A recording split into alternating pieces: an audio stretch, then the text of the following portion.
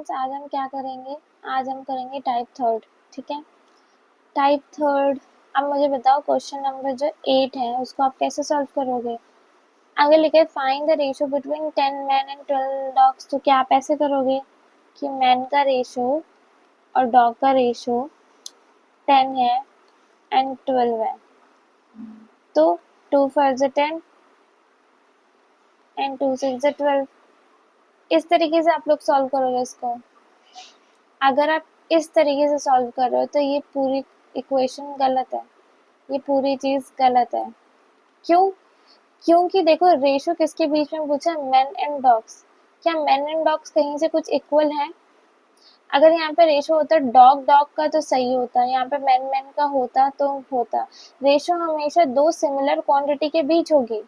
अगर दो similar quantity नहीं है तो उसको रेशो में उसको लाना पड़ेगा, नहीं है तो क्वेश्चन गलत है। फॉर एग्जाम्पल ये क्वेश्चन ही गलत है। ठीक है, ये समझ आया? नेक्स्ट हमारा क्या? Find the ratio between 1 rupees and 1 पैसा। अब मुझे ये बताओ कि इसको तुम कैसे सॉल्व करोगे? अब क्या है 1 रुपीज में एंड 1 पैसा। मैंने बताया था कि सिमिलर क्वांटिटी होनी चाहिए, तो सिमिलर नहीं है तो इसको कन्वर्ट करो। कितना हुआ? 100 पैसा और 1 पैसा। अब इसका जो ये रेशो आया वो सही है। तो इतना समझ है कि यहाँ पे आपको ये समझो रेशो जो सिमिलर क्वांटिटी में ही होता है, दूसरी अलग अलग क्वांटिटी में नहीं होता। अगर अलग क्वांटिटी में है तो आपको सेम लाना पड़ेगा। ठीक है, नेक्स्ट अगर मैं अपने अकॉर्डिंग आपको क्वेश्चन दे दूं, 1 kg और यहाँ पे 100 ग्राम है, दोनों की क्वांटिटी अलग है। अब 1 kg में कितने ग्राम होते? 1000 ग्राम, और इसमें कितने? 100 ग्राम। ठीक है, अब इसको तुम सिंप्लीफाई करोगे तो कितना आएगा? 10:1। आई होप आपको ये चीज़ें समझ आई होगी कि जो रेशो हमेशा दो सिमिलर क्वांटिटी के बीच में होती है, अगर नहीं होती तो उसको दो सिमिलर क्वांटिटी के बीच में उसको लाना पड़ेगा। ठीक है, इतना समझ आया? नेक्स्ट हम करते हैं दूसरा टाइप 2। सॉरी, वो टाइप 3 था, टाइप 4 टाइप 5 हो गया। ठीक है, ये आपके कौन सा हो गया? टाइप 5। ये सारी चीजें कॉपी में नोट डाउन होनी चाहिए विद प्रॉपर नोट्स। ठीक है, अब find the ratio of inverse ratio दिया है कि हमारा अगर 2:3 है तो अगर इसका इनवर्स रेशियो कितना हो जाएगा? 1:2 रे और 1/3। मैंने क्या बोला था? इनका एलसीएम लेना चाहिए, तो काटने के लिए 1/6 एंड 1/3 6। ठीक है, 3 2 जा 6, 2 3 जा 6। ठीक है, तो इनवर्स रेशो क्या आया? 3:2। ऐसे सॉल्व करते हैं इसको, जो मैंने आपको बताया था कि ये जब इक्वेशन हो तो इन दोनों का क्या लेना है? एलसीएम। एलसीएम से दोनों को काटना है एंड देन ये रेशो आएगा। बट इसको दूसरे तरीके से भी करा जा सकता है। अगर 2:3 है तो यहाँ पे 2 को हाइड करो, तो यहाँ पे लिखो तुम 3 और 3 को हाइड करो 2, दोनों सिमिलर ही है, 3:2। ठीक है, इनवर्स हुआ है। अभी आपको ये समझने होगा, दूसरे क्वेश्चन में देती हूँ। देखिए, फाइंड द रेशियो ऑफ 2:3:4। ठीक है, अब पहले बेसिक से करते हैं कि अगर इसका इनवर्स रेशियो हमें निकालना है तो कैसे करना है? 1:2। सॉरी, ये क्या है? अगर इसका इनवर्स रेशियो निकालना है, बेसिक से करते हैं। 1/2, 1/3 एंड 1/4। इसका एलसीएम ले लो, कितना आएगा? 1/2 इंटू 12, 1/3 इंटू 12, 1/4 इंटू 12। ठीक है, तो कितना है? 2 6 12, 3 4 12, 4 3 12। क्या है? 6:4:3। अब हम करते हैं जो हमने अभी सीखा। ठीक है, क्या है? 2:3:4। अब हमें निकालना है पहला वाला नंबर। ठीक है, तो 4 3 12। पहला नंबर हाइड कर दो, फिर देखो कितने बचे? 4 3 12। अब बीच वाला निकालना है, बीच वाला हाइड करो। क्या हुआ? 4 2 8। अब क्या है, लास्ट वाला नंबर निकालना है, इसको हाइड करो।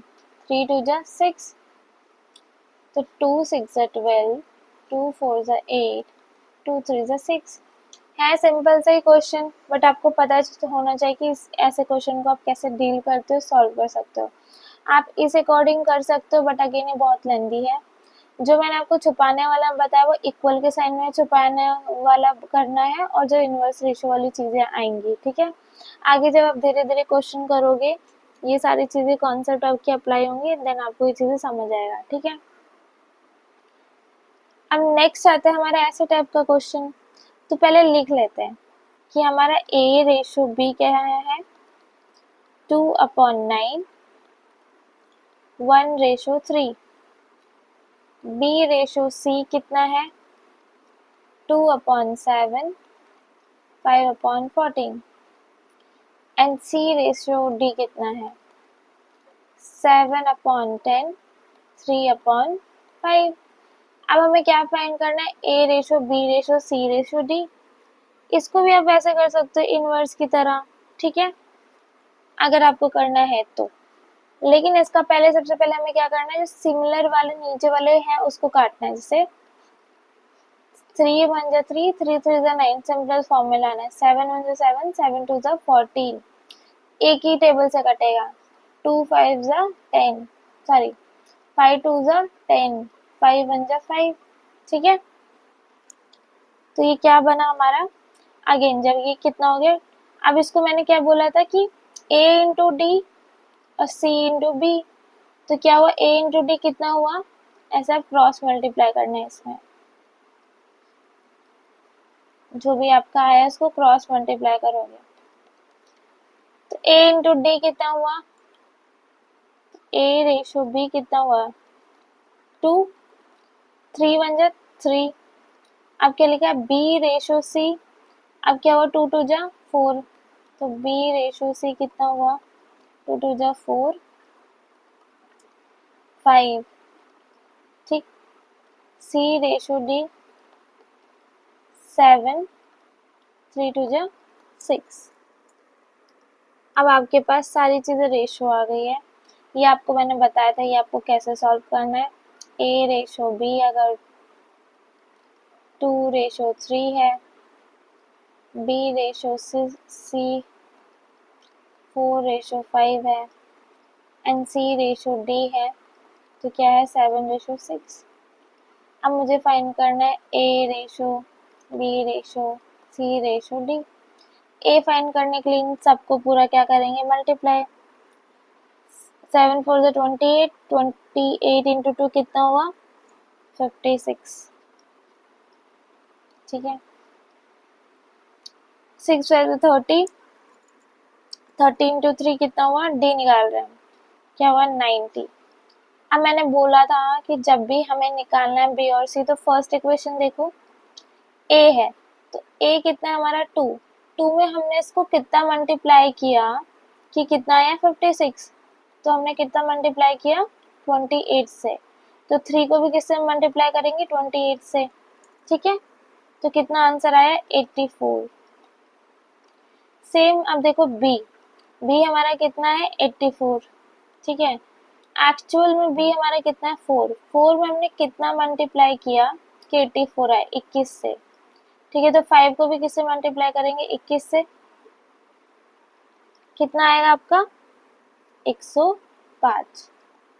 ऐसे करने ये सारे क्वेश्चन, आपके बेसिक वाले सारे क्वेश्चन मैंने कवर कर चुके हैं। अब इसके बेसिस पे आपको क्या करना है, क्वेश्चंस, ठीक है। मैं अभी क्वेश्चंस दूंगी थोड़ी देर में।